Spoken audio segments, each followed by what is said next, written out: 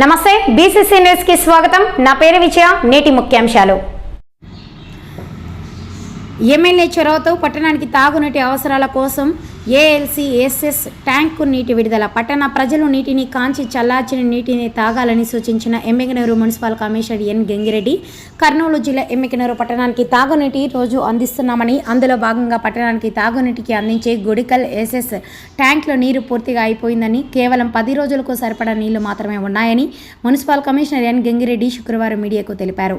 పట్టణానికి తాగునీటి అవసరాల కోసం ఇబ్బందులు రాకూడదనే ఉద్దేశంతో శాసనసభ్యులు బివి జయనాగేశ్వరరెడ్డి ప్రత్యేక చొరవ తీసుకుని జిల్లా కలెక్టర్తో, ఎస్సీ ఇరిగేషన్ శాఖ అధికారులతో మాట్లాడి ఏఎల్సీ నీటి విడుదల చేశారని తెలిపారు. ఈ నీళ్లు మార్చి నుండి ఏప్రిల్ వరకు వస్తాయని, గుడికల్ చెరువులోనూ